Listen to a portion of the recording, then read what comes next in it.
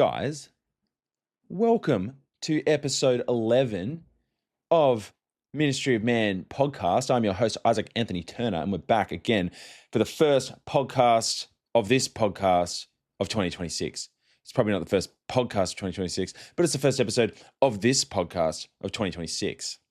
And I know we had 1 week off last week that everyone obviously noticed because this is subjectively a top 5 podcast in the world. So I know that everyone would have noticed that we didn't do an episode last week just because it was Christmas and New Year's and it was time to just hang out with the family. And that's just what I wanted to do. And so I know everyone was craving it and everyone was just flooding my messages.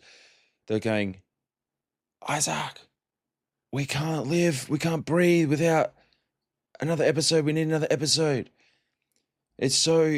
You're so cool and interesting and hot, and we can't go another week without it. So this is backed by popular demand. That's what I'm trying to say. We're backed by popular demand for 2026. And things are already happening. Like we're 4 days in, and like something's happening with Venezuela. I don't know. I think the US maybe bombed them or something. I'm not well versed in what's happening over there at the moment. I know a lot of people are complaining about that new Odyssey movie that the armor isn't historically accurate, which is the dumbest thing ever because, yeah, it's Hollywood. It's not going to, it looks way cooler. If you made it historically accurate, it's going to look like trash and garbage. You want it to look cool, so get over that for one. Anyway. All of that aside. Oh, and something about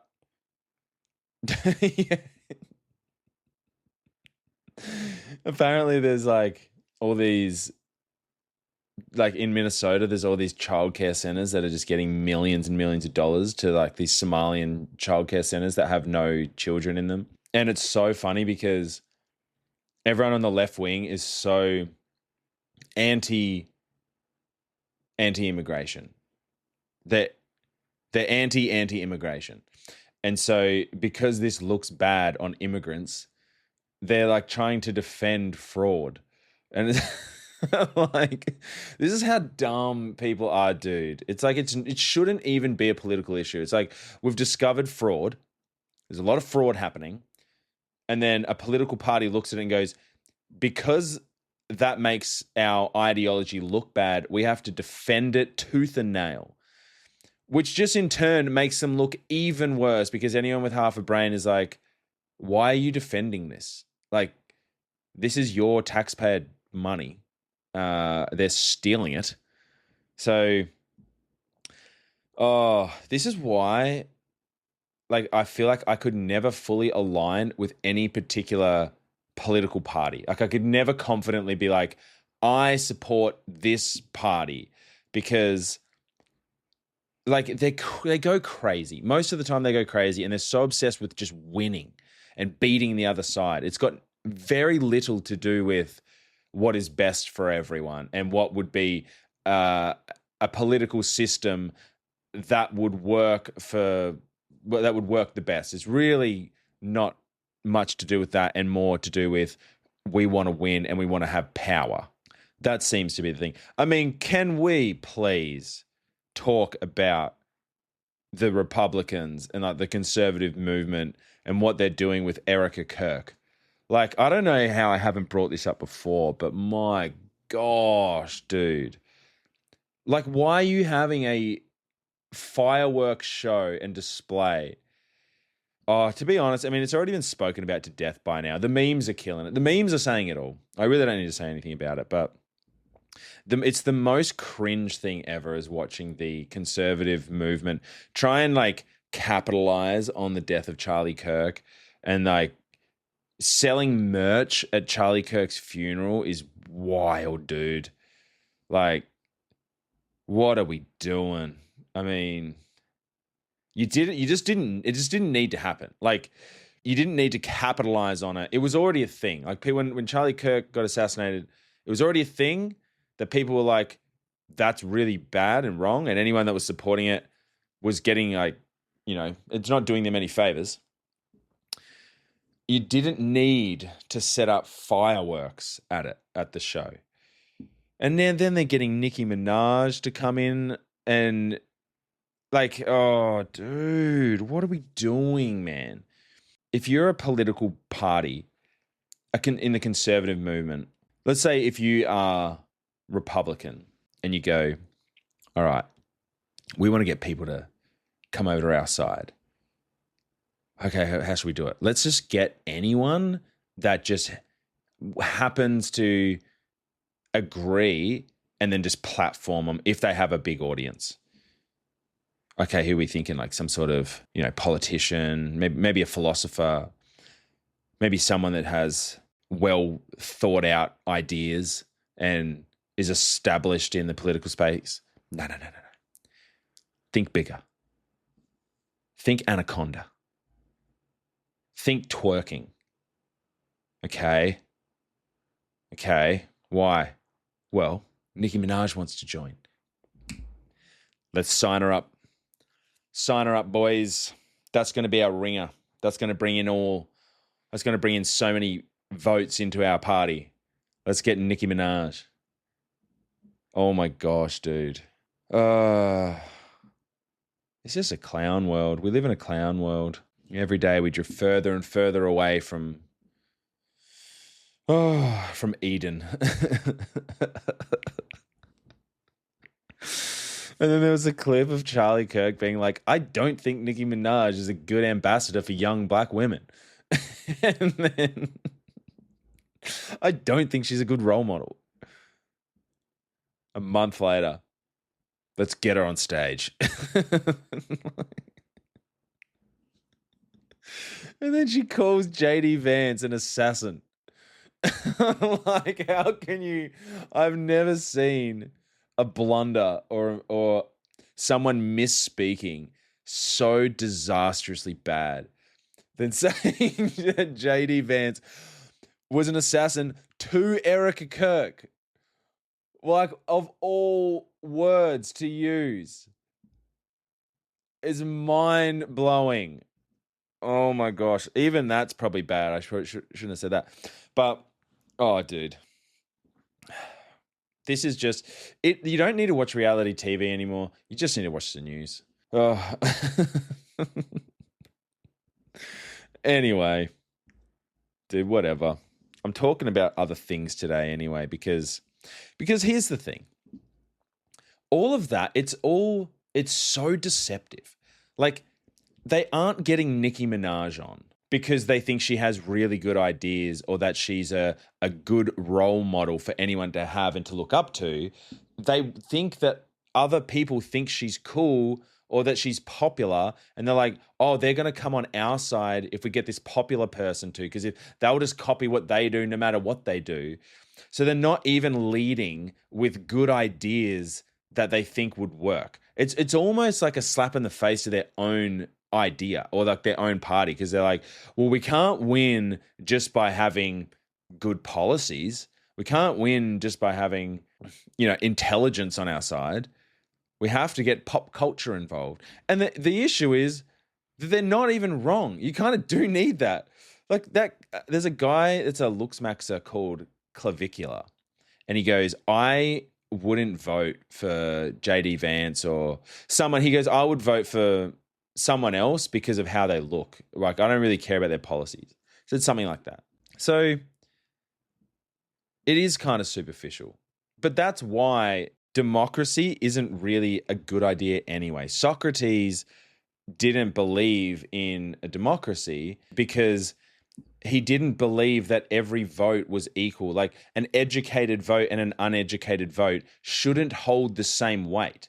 If I am a person that has done a lot of research into economics, into politics, looking at all the different policies and looking at what has worked in other countries and what we've tried already that hasn't worked here, all these things, and then there's someone that goes, well, I just support abortion, so I voted for them for that.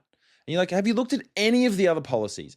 No, well, it doesn't matter though because abortion. It's like, okay, well, that's all they need to say then. That was literally Kamala Harris's only policy that was really spoken about at any conference that I heard anyway, that seemed to go viral and that most people were posting about. It's like, you can try and convince thousands, hundreds of thousands of people based on one policy. It's like there's so many other things that are involved in a political party. But all of that to say, someone might not even vote for that. They might just be like, yeah, I just get a bad vibe from that person. I'm going to vote. I'm going to vote for them. Or, I don't know, I've just always voted them. I don't even really know why. Like, that shouldn't be the same vote as someone that is educated in it. It's so anyway, they're allowed to lie too, by the way. Politicians, there isn't any kind of legislation that politicians that they have to abide by. Like if they go, we're going to do X, Y, Z, and then they get into office and then they don't do X, Y, Z, they're not liable for that. Like they can just say whatever they want to get votes and then not do the thing that they got voted in for to do. Like Trump got voted in to release the Epstein files, didn't release them, for a while at least, and tried to say to everyone there are none and tried to gaslight everyone. And then eventually they got released. I mean, even though it was all pretty much just blacked out and there was next to nothing in there that people could really see. There was a lot, but, nowhere near as much as people were hoping and expecting. But he tried to just not do what he said he was going to do. And he wouldn't have been held liable, wouldn't have been held accountable except for the people that voted him in. But most of the time they sweep that kind of thing under the rug because they would, stop the media from talking about it usually. So that brings me to today and what I want to talk about. I want to talk about the ethics of lying.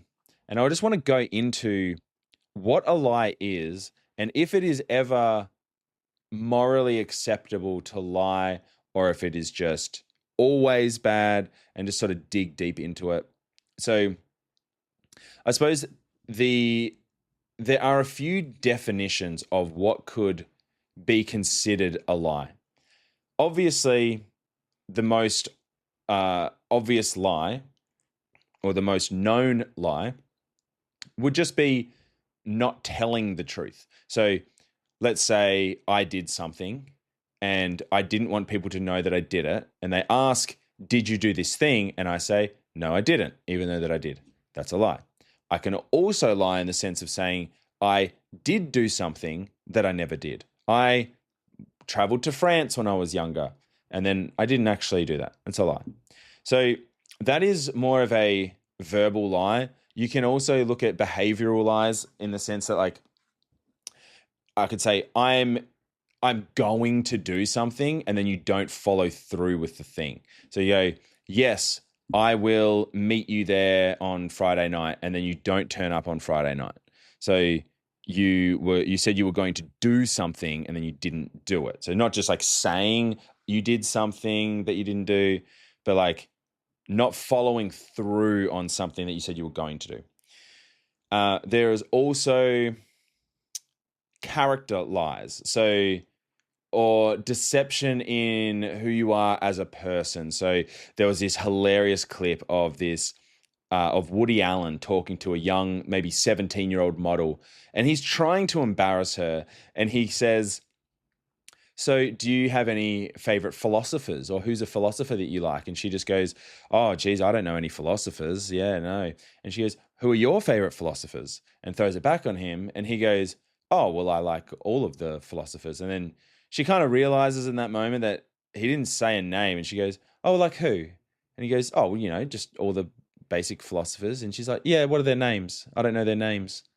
And he's like, I just, I like all of them. And so it was clear he was just trying to get away with lying about knowing philosophers. He obviously didn't know any because he wasn't saying any. He was just going, well, all of the philosophers. So I thought that was hilarious for one, but two, it's another observation of projecting that you know something that you don't know. That's deceptive as well. So half-truths can also be deceptive. Let's say if you were to tell a little bit of a story, but you miss some key parts that is crucial to someone believing what you did. So let's say, for example, your partner goes, "Where did you go last night?" If you're in a relationship and you go, "Well, I went to my friend Sam's house, and then after that, I went to John's house, and then I went home." And then they're, "Oh, okay." But in the middle of that, you went to Courtney's house. And so you didn't technically lie. You told a half truth. No, I did go to Sam's house and I did go to John's house, and then I came home straight after John's house. Like, so there's the lies by omission, basically. You are not painting the full picture in the attempt to deceive the person. So one thing that really bothers me is when people think that they aren't lying because they didn't technically lie.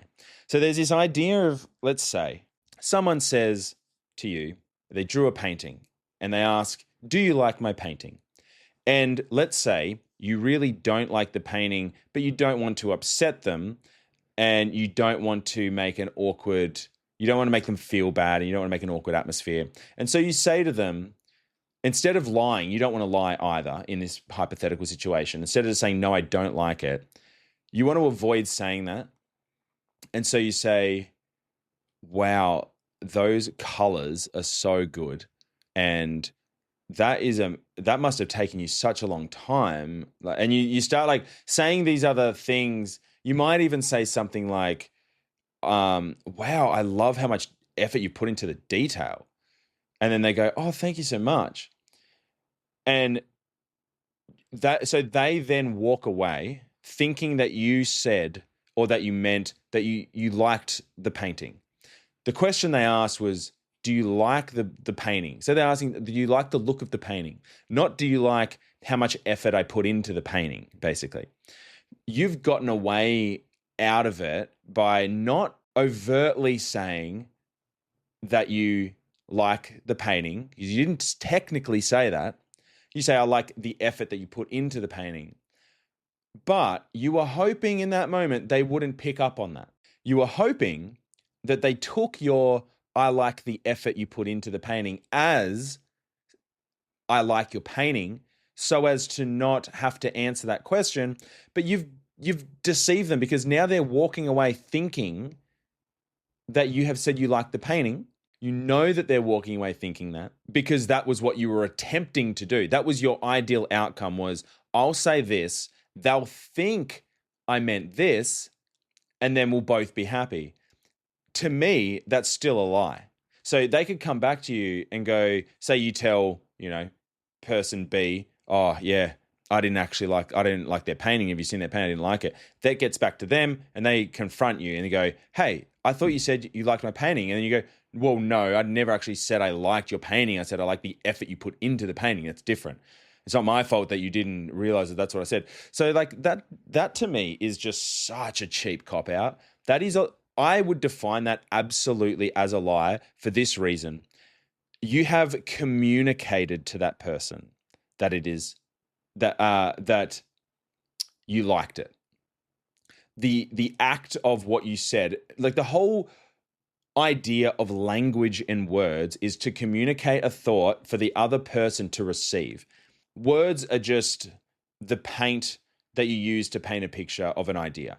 And so if you're using the paint and the words and they receive this idea and you go, yep, you let them walk away believing that, then you're submitting to them, you're basically confirming to them that this is the right thing to believe, and you let them walk away like that, then you have misled that person and you have lied to that person. I define that as a lie. Deception is a lie. Misleading is a lie. Intentional misleading. There is no such thing as a white lie. It's just a lie. Lies don't have a color. It's either true or it's not true. It's either right or wrong. It's either true or false. So can we just, as a society now, can we just grow up? Can we grow up a little bit? Can we not play these like pretend games where we don't realize that, like, well, technically I never said that. Like, yeah, you did though. You did though. you communicated this thing. Like, there isn't just like, you can't just like find loopholes in honesty. You're either honest or you're not honest. Like, there isn't a secret little loophole where I can say, well, those aren't the words that I used. You might have heard that, but I never said that exactly. I was very careful with my words. Yeah, you were careful with your words in the attempt to like make sure that it's not clear then. If it's not like full clarity. If you say to someone, your wife says to you, do I look good in this dress? And you go, you're the most beautiful person that I know. And you're talking about their character. But they wanted to know if they just looked beautiful in the particular dress they were wearing. And they've taken that and go, oh, thank you so much. Okay, I'll wear this dress. Like, how is that not a lie? And you go, well, I never said that. Yeah, you're getting it. You're getting the point now. So we can stop trying to pretend that is a sufficient way to be honest. Is like, I found a loophole in my honesty where I'm good. I never said anything out of line, even though I intended them to believe this thing that I wasn't saying directly. You're indirectly saying that. So, like, there is something called Gricean pragmatics where the way that you speak, there's room for interpretation based on context. So if I say to someone, hey, are you coming to my party on Friday night? And they go, oh, I'm working. I receive that as, no, I'm not coming to your party because I'm working. Now, they didn't actually say, no, I'm working on Friday night. I filled in the gap based on the context. So that's the appropriate thing to do, by the way. If someone says, oh, I'm working, and I go, well, are you working on Friday night when my party is? Then they'll go, yeah, that's why I said that. So you can't then use that as an excuse and be like, well, I actually said I was working, but I'm working in the morning. I'm not working at the night. But I didn't technically say that. Like, if they thought that I was, like, I didn't say it. It's lying, bro. So we need to just stop doing that. It's the pragmatically speaking, you're just a bad person if you think that's allowed, or like you're just wrong to think that is not lying, because it is lying. It's just super deceptive and misleading. So anyway, so now I want to figure out, is it actually wrong to lie? Because in certain faiths or belief systems, certain ideologies, it's wrong to lie. By the law, it's wrong to lie under oath. You can actually be jailed for lying. So it's interesting, but the law isn't always representative of what is morally right and wrong. So it isn't against the law to cheat on your husband or wife, but you would say that that's morally wrong. And some things are against the law. Let's say speeding is against the law, but I don't think it's morally wrong to speed if you were going to save someone's life. If there was someone bleeding out in the backseat of your car, you're driving to a hospital, I wouldn't say that is morally wrong. So, like, the law isn't the arbiter, I don't believe, in what is right or wrong. So is it morally wrong or ethically wrong to lie? So the idea of lying being wrong has been around for thousands and thousands of years. In the Old Testament of the Bible, the fifth commandment in the 10 Commandments is, you shall not bear false witness against your neighbor. So it's a law against, or a commandment against, dishonesty. And the Bible spoke about dishonesty over, it must be over 100 times in different verses throughout. It mentions it quite a lot. A big one, Proverbs 12:22. The Lord detests lying lips, but he delights in people who are trustworthy. Detests lying lips. That is not a word used lightly. In Psalm 101 verse 7, he says, no one who practices deceit shall dwell in my house. No one who utters lies shall continue before my eyes. So the Bible is really, really clear, and God is really, really clear on lying and deceit being wrong to do. There are countless times, and it never excuses it, actually. It never has written down you could deceive or you could lie or you could tell a falsehood in this circumstance. It never says that. There are examples of lies in the Bible which I'll go through, but just in terms of looking at whether it is right or wrong, in Christianity, it's never once said that you can lie in a particular place in the Bible. Never gives you any outline of lying being good. Now, it's obviously wrong in certain contexts, but some people would argue that it is good to lie depending on the situation. So let's unpack the idea. This is a very common one of, let's just say, someone comes to your house, they're an axe murderer, and your spouse is in another room, and you know that this person is looking for your spouse to kill them. Maybe they have a gun, whatever it is. That's just the scenario. That's what they want to know. And they ask you, is that person in your house right now? And they are in your house. And if you say yes, that they're going to proceed to go in to kill them. Is it morally good to say, yes, they are in this house? Or is the morally good thing to never lie ever under any circumstances and say, well, yeah, do you say yes, they're in here because you never lie? Or you say, no, they're not here because I know, I want them to live, and so I'm not going to tell you the truth in order to preserve their life. So there's two schools of thought that would come up in this. Well, there's maybe three schools of thought. Some people might say, tell the truth no matter what, at all costs. Never tell a falsehood. So you could just stand on that, and then the example could be that they go in and they kill the person, but you've remained honest and truthful, and that might be the good thing, perhaps. Other people might say, you have a greater obligation to preserve life than you do to tell the truth. So there's some examples in the Bible, let's say, of the Hebrew midwives lying to the Egyptians who wanted to kill the firstborn sons of all the Hebrew men or the Hebrew babies. And so what they would do is that they would go to the midwives, and then the midwives would say, oh, the Hebrew women, they actually give birth much faster. They said, so the king of Egypt called the midwives and said to them, why have you done this and let the male children live? And they said, because the Hebrew women are not like the Egyptian women, for they are vigorous and they give birth before the midwife comes to them. And it said because they feared God, they did this. And then they were recognized as being good in the eyes of God. It said God dealt with them, with the midwives, well. He dealt well with the midwives because of what they'd done. So it didn't seem like they were punished for the lying, but they were rewarded from their hierarchy of virtues being in good standing, in good order.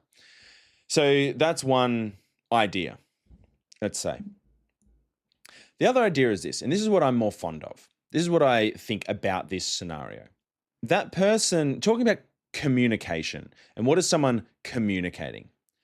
When someone comes knocking on your door and you know that they're going to, if you say yes to their question of, is this person in there, knowing that if you say yes, they're going to kill them, what are they really asking? They're asking, can I come in to kill this person? That's the real question here. This isn't just a yes or no. Hey, just wondering, are they in there or not? It's like, no, what's happening right now? You've come to my door and you're asking me, can I come in to kill this person? Because the information that I want to know is a means to get to the end which is killing the person. So to me, when I say, no, they're not in here, what I'm actually communicating is, no, you cannot come in to kill them. Like, what games are we playing where we think that that's a genuine question? Where it's like they knock on the door they're looking to kill the person that's in your house, and they just say, "Are they inside?" And like that isn't a genuine question. That's a dishonest question. And so the real question, because you should be able to see in context what's happening. I will only answer your real question. I'm not going to answer your deceitful question. And so when I would look at that, I would say, I see your deceitful question. I also see your real question, and that's the one I'm going to answer. No, they're not here. And I'll that to me, that is perfectly fine in telling the truth, because again, language, all that is just the makeup of an idea. And so if I can see the idea, then I don't really care what language you use. I see your idea. Communication is far beyond just the particular words that you use. When you're communicating, only about 7% of the actual words you use are being read. There's body language, there is tone, there's facial expressions, there's attitude, there's inflection in the word. All of these things change completely the conversation. Have you ever heard that thing where someone goes, I never said she stole my money? If you put a different inflection on every syllable, it changes the whole thing completely. So you can go, I never said she stole my money. Or you can say, I never said she stole my money. Or I never said she stole my money. I never said she stole my money. I never said she stole my money. You're getting the point? So you can go on down the line and finish it off. I'm not doing it all. But that's the thing, is like there's so many different ways that you can say something. It's the same words in that sentence. All of them mean a different thing. So you can miss me with this whole, oh, well, I never said that, and these deceitful questions. No. Can we just look at the real idea for a moment? I think we're all capable of doing that now. I think a lot of people are more capable of doing that, and like not falling for the, well, I never said that. It's like, yeah, you did, dude. Come on now. It's like the whole thing of guys when they talk to their girl and the girl's like, I'm fine. And then she's clearly not fine. And they go, well, she said she was fine. So what can I? It's like, yeah, dude. No, she didn't though. Like how much more communication? It's just called non-verbal communication. That's all that is. Yep. She said she was fine, but obviously she isn't because of her attitude and the way that her arms are crossed and her face is frowning. She goes, I'm fine. Yeah. Okay. Oh, well, they said they were fine. What am I meant to do? I'm not a mind reader. Like, okay, come on now. Like, just grow up, dude. Like, we're not children. Like, this is like it's childish stuff to pretend that you don't realize. It's like it's a stupid game, and no one wins in that game. So just enough with it. So, yeah. Anyway. So they're the different ideas, I suppose, of that scenario and whether or not it is right or wrong to lie. So all of those scenarios, I think I kind of agree with both the hierarchy of values, but also in that specific, like I agree more looking at the dressing of what's happening, or like looking at trying to find what is the legitimate question they're asking, because language can be so deceitful. And so I prefer to look at, I think it is wrong to deceive. Well, my beliefs are based in Christianity. I suppose the only other things that I wanted to, just to finish off this last little bit, because there are more lies that happen in the Bible. So obviously the Hebrew midwives lied.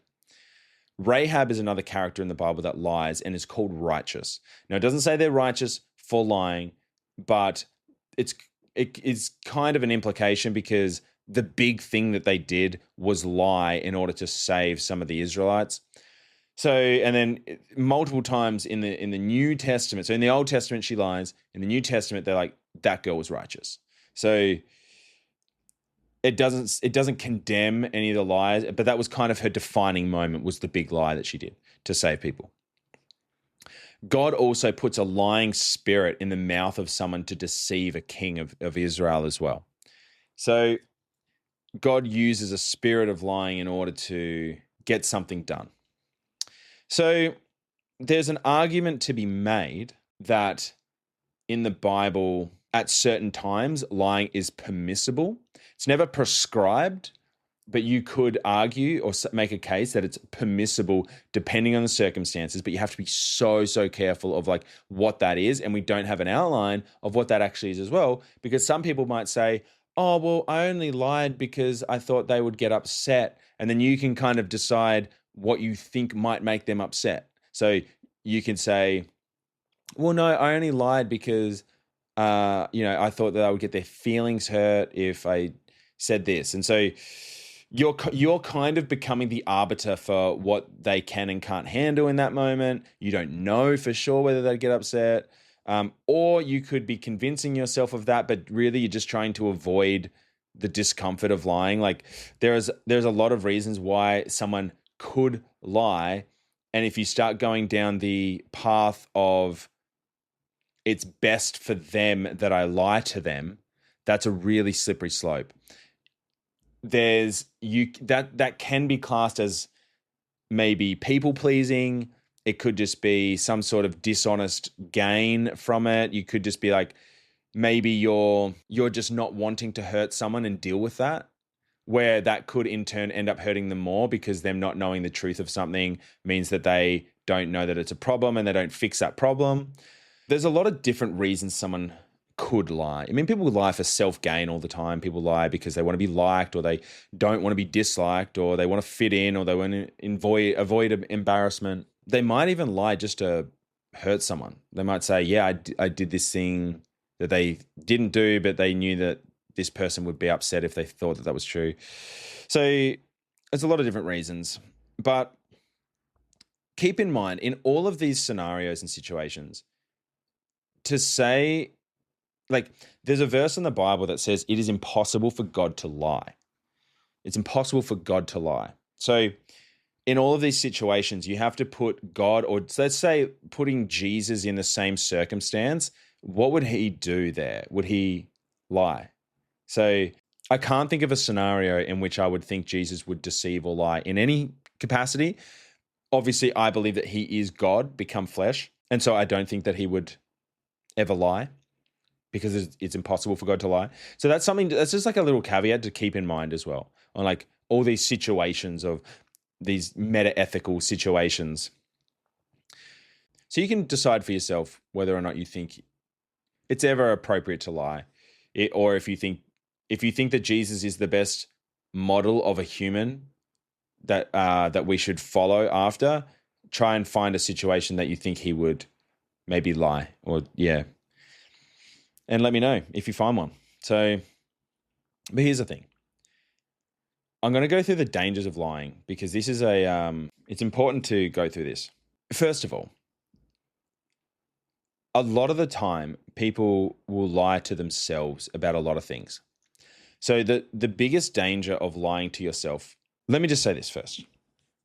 When I say lying to yourself, I actually mean you can't actually lie to yourself successfully. You can act as if the lie you're telling yourself is true, but you will never be able to successfully lie to yourself. It's like the idea of that is saying, yeah, I can't remember what the color blue looks like.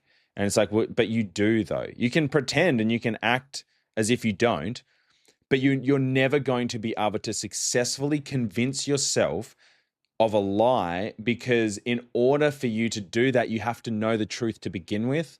So you can never effectively lie to yourself. People try to do it all the time and act as if that lie were true, but they'll never fully know. And this is where the biggest issue is because you know that it's not true, the damage that does, there's some studies would suggest that it might either create more white matter in the brain or people that lie more often just have more white matter in the brain. So they don't know if it's actually creating it, but there is some significant difference in a pathological liar's brain that has to do with having more white matter in the brain, which is not a good thing, I don't think.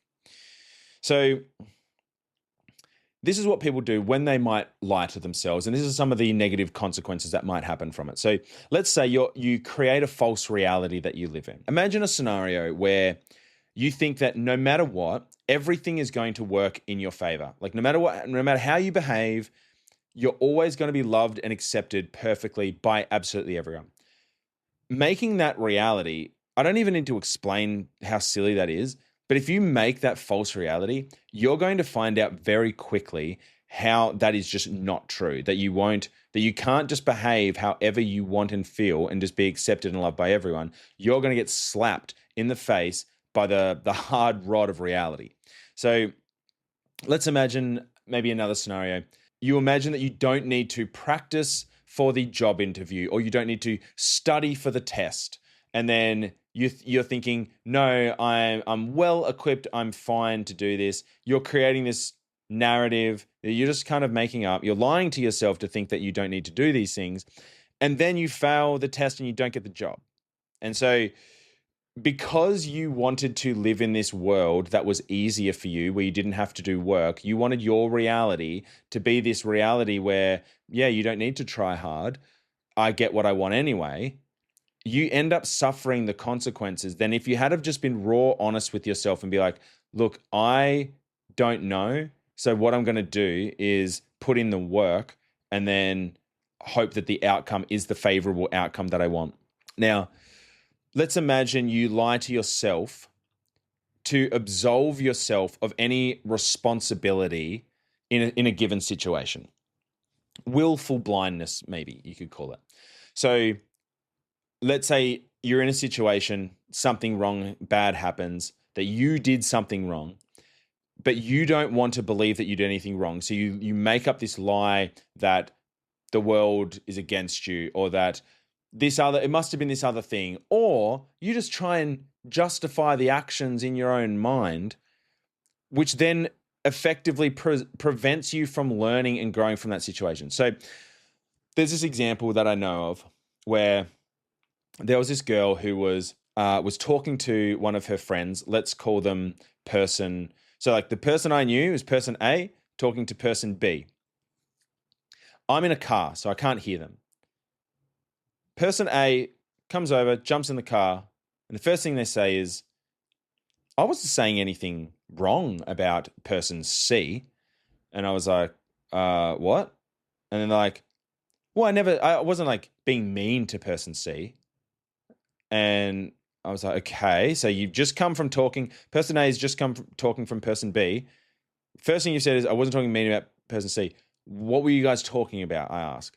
And they go, oh, well, person B was just saying some things that were like, I don't think they like person C, but I wasn't saying anything that was like mean about her or anything. I'm like, look, I didn't hear the conversation, but what it looks like to me that's happening is that you're trying to justify and convince yourself that you weren't just gossiping about person C. It looks like person A and person B were gossiping. Person A is friends with person C, and they were then trying to convince themselves, well, I didn't actually say anything wrong.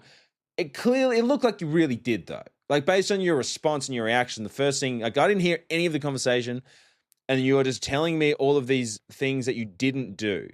So I believe that person A was saying some mean things about their friend person C and felt bad about it. And rather than thinking, I shouldn't have behaved that way or said those things, maybe I'll change my behaviors if that ever happens again, they just absolved themselves of any kind of responsibility or accountability from what they said. And so they're probably going to do the same thing in another time because they washed their hands of any kind of accountability. So in that moment, they were changing the reality that they had in their head.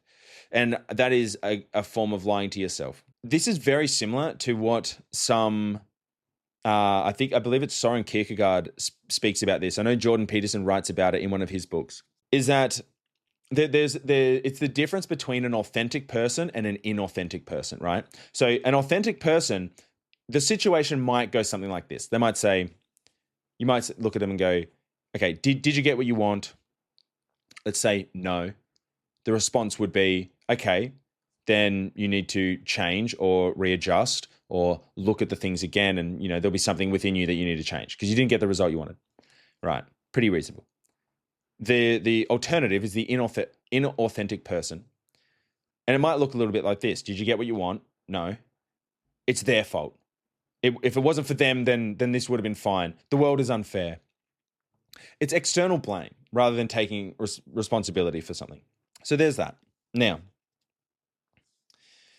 one of the other biggest issues is that the more you lie, the easier it is for you to lie in the future. You actually get desensitized to lying over time, and you're more likely to feel, one, less guilt about the lie. So if you've lied a little bit, you might feel a little bit of guilt. And if you lie a little bit again, that guilt starts to get less and less the more you lie, which means that you then become capable of lying about bigger things. So not only do you feel less guilty about lying, which would mean that you would be more okay with lying more often, you also become more okay with telling larger scale lies, which is very, very dangerous. You lose the ability to tell the truth in a lot of cases. There's this Norm Macdonald joke where he would say something along the lines of, what am I lying about now? And so it'd be like, oh, have you gone and seen this movie? Yeah, I have seen this movie. And you're thinking in your head, wait, why did I just say that? I haven't seen that movie. And it's it almost becomes just the natural response. You lie so often that is the norm for you to do. That is the natural, easy thing to do. It just sort of rolls off the tongue of yeah, and you don't even realize, what am I lying about now? That's how much it can affect you, and it can kind of snowball out of control with lies. And the thing that people don't realize, this is the thing that gets me the most, is that people think that they can get away with lying.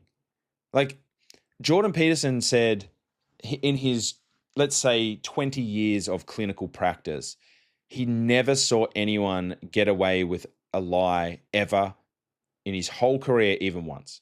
And he meant in the sense of it manifested in other ways down the line, because you can't bend the fabric of reality and expect it not to snap back into place. But more importantly, this is the idea of the Pinocchio lying story, where the fairy says to Pinocchio as he's lying, when his nose starts to grow further and further and further, it becomes more and more noticeable.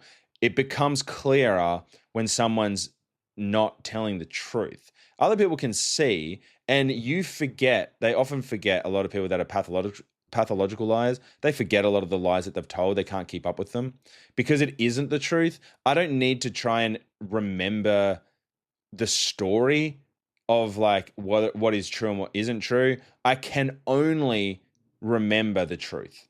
And then anything else I'm making up. So it's not really a memory. So when you're drawing from memory, you can be rest assured in that. You can be really safe. I know that if I'm just drawing from my memory, I'm sweet. I don't need to keep track of what I've said, because the memory doesn't change, even though memories actually can change. But that's another podcast for another day. But for the most part, memories don't typically change. I remember there was a friend of mine, an old friend, who I don't know why. You're just going to have to let's just make up reasons as to why they told this particular lie. But they said to me that they were on a salary. That at their job, they were paid a salary.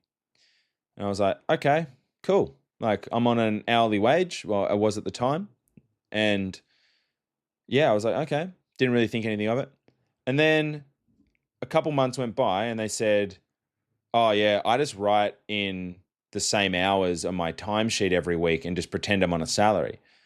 And I was like, oh, I thought you were actually on a salary. And they're like, nah, I just said that because I just pretend that I am. And if I work more or less hours, I just put in my same hours every week. And I was like, okay, cool. Weird of you to say that you're on a salary before, but sure. A couple months go by and he says he had a meeting with his bosses and he negotiated a pay rise on his salary. And I was like, oh, I thought you were on a hourly wage. And he goes, oh, no, for the negotiations, they put me on a salary. And I was like, oh, okay, cool. All right. Couple months later, he says again, yeah, I just write my hours in my timesheet as if I'm on a salary.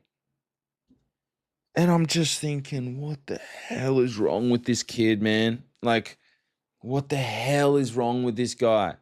Why are you telling me that you're on a salary when you're not? Why are you lying about this stupid thing? I don't care. If you're on a salary or an hourly wage. Such a dumb lie. And like, oh, dude. Like, these stupid things. Like, it's Pinocchio's nose growing further and further. Do you know what that does? Do you know what that did to that for me towards that person? I'm like, oh, okay. I don't trust you now. Okay. So cool idea, bro. Like telling someone that you're on such a dumb little insignificant thing. I'm on a salary. Now I don't trust you as a person. So what's the payoff? Like ultimately, what's the payoff? People are going to think slightly different. People are going to think a different thing. Okay. The alternative, if the truth comes out, which it usually does, is now that they don't want to listen to anything you say because they think you talk garbage. Like that's the reward you get for the lying. Like these are some of the talking about the dangers of lying. That's one of the worst ones because whenever I've caught people out on stuff like that, and there's been a heap of people that's things have happened where I've just been like, that was such an insignificant lie that I do not care about, but now I know a bit about your character and you are a liar. And now I don't want to hang around you because I don't believe a lot of the things you say. So it's baffling to me why people don't want to like tighten up the screws of their honesty. It's definitely worth investing in for one. And a lot of the time when someone is trying to lie to like not hurt someone, it actually does them more harm in the long run anyway. Like you're better off just ripping the Band-Aid off of telling a hard truth because if someone is doing something that is noticeably bad for them, that you feel like you have to bring it up, like even if it's just a small thing, like do I look good in this dress? And you say, first of all, no, you don't. I'm saying that because I want you to look your best and I think there's a better option. Like that is the better option to do is to say, no, I don't think you do look good in that dress. I think try another one on rather than saying, yeah, you look amazing. And then they go out and then all the other people that they see are seeing them looking bad in this particular dress. It's just so much better off for everyone if you just tell the truth in those scenarios rather than like trying to avoid any backfire or like avoid any, I don't know, upsetting someone or whatever. So, yeah. And then also, if it's like a character thing, it was like, oh, do you think I did the wrong thing there? Do you think I said the wrong thing? No, that was fine. It was completely valid. And it was like, dude, you definitely instigated that thing. Why would, like, that is not going to help them grow as a person. James Isaac Vance says in his book, Royal Manhood, he says, what matters it whether a man agree with your opinion? It is enough for him to be honest in his. Better an honest foe than a dishonest friend. Like, yeah. Honestly. Like, better an honest foe than a dishonest friend. Like, what is it good to have a dishonest friend, man? It sucks. So this brings me to the importance of telling the truth and why honesty is such a big value. It is literally one of the number one things people look for in a friend. People don't care about your status, your wealth, your education, what you do for a job. They don't care about any of that if you're dishonest. Like they're not going to want to be around you. Like when I'm looking for a friend, like that is one of the number one things. Is this person trustworthy or are they a liar?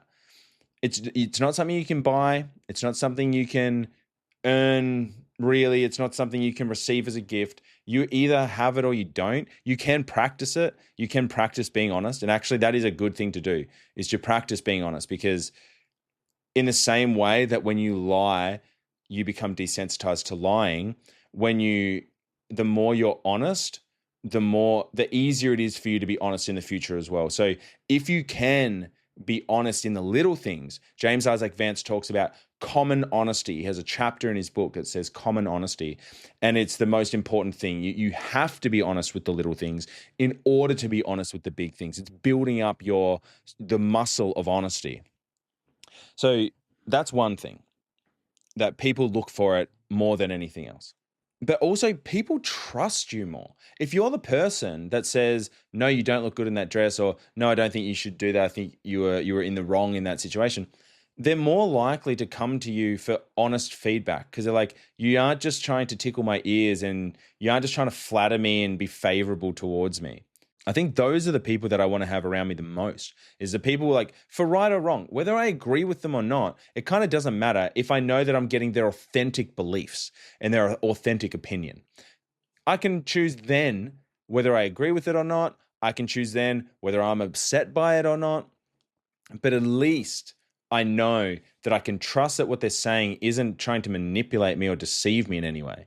Even if it's to just make the deception is to make me like them more. I know that I don't want to be around those people either. Like, that's kind of like, I feel like that's disingenuous too. And it's, even though their intention might be good and it's just like, oh, they're just trying to be liked because they might like you, it's still hard to connect with those people. So you just have to just try so hard to be honest. I think it's just such a crucial value. And you can, like, to figure out whether or not it is good or bad, if you're still undecided, take action on it yourself and see how it goes for you. So live in truth and then live in deceit. Try them both on, face the consequences of both, and then make your own decision and see what happens.